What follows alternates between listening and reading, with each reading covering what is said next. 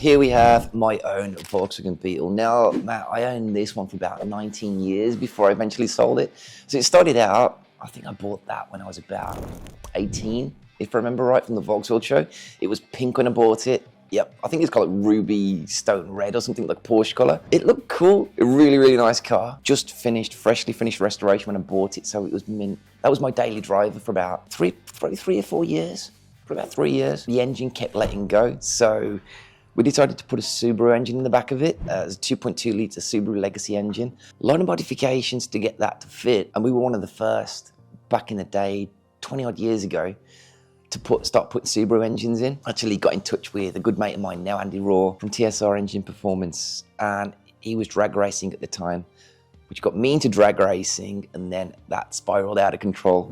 So we started off with the 2.2. They were all putting nitrous on their cars. I then decided to go and put a turbo engine in my car because the adapter plate and everything was already there. So we took the 2.2 out eventually. This was still my daily driver at the time. We decided to take that engine out, put the turbo engine in there. Now that's 280, 300 brake horsepower in the back of a Volkswagen Beetle. So yes, we broke things. I was drag racing it, driving it to the strip, driving it back, sometimes driving it back, a lot of the time on the back of a recovery truck, after breaking gearboxes and things. Then we just kept going through the engines. Eventually I stripped the whole car back, repainted it in a burnt orange color, spoiler on the back, redid all the interior. I think I went for 2.5 litre. No, we went for 2 litre turbo then, still a 2 litre turbo, put nitrous in the back, redid all the back firewall, still fully road legal.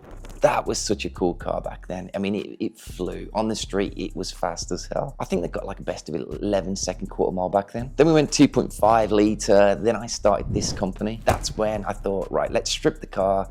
Most people in the Volkswagen scene and the drag racing scene knew that car. And that's how I grew this business off the back of that car. So it was my little baby.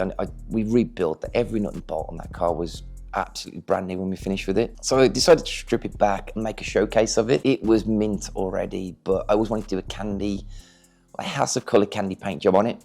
So stripped it back, chopped all the back of the chassis off, raised that 3 inches, narrowed all the front 6 inches, had different centerline wheels put on it, 4-wheel disc brakes, parachute mount on the back, narrowed all the back suspension 6 inches, remade all my own trailing arms. All the roll cage was custom made, chromoly roll cage. Everything was done to show condition. The chassis was painted underneath, painted inside, hidden seat mounts, jazz aluminium racing seats, custom gauges on the roll cage. So it was basically a race car for the street. In the end, we went for a 2.35. After a lot of hassle with engine builders, actually, I got done for a lot of money for a 2.5 litre engine, which I'd ordered. It went bang. That cost me a lot of money and wasted about 2 years of my life and stress and everything with that car. Tried to sell it at one point, couldn't, decided not to, then bit the bullet, saved up, put a 2.35 litre engine in it, tuned that up to 673 brake horsepower with one single turbo on it, got rid of the nitrous, simplified it all, charged cooler in the front. It was mint. I love that car. It lives in Ireland now. I didn't want to sell it, but I didn't want to race it still because it was too nice. Of course, with the racing, every time you race, you're potentially smashing your car up and potentially breaking something. And running this business, having a young family, it had to stop, and I didn't just want to keep showing that same car. So eventually I sold it, but that car, absolutely gorgeous. It took too much of my life, if I'm honest. I'm where I'm at now with the business because of that car. I learned a lot from that car, really did. So it's a weird one. If I didn't have it, probably wouldn't have this shop, if I'm honest. And I wouldn't know everything I know now because it taught me a lot. So yeah, it's a strange one that I sold it and I was glad to get rid of it. I sold it, bought Porsche 911, 964. Then eventually I sold that and bought the Aston Martin DB9. So I sold it at the right time. I sold it when it was mint. It's still mint now. It still gets used.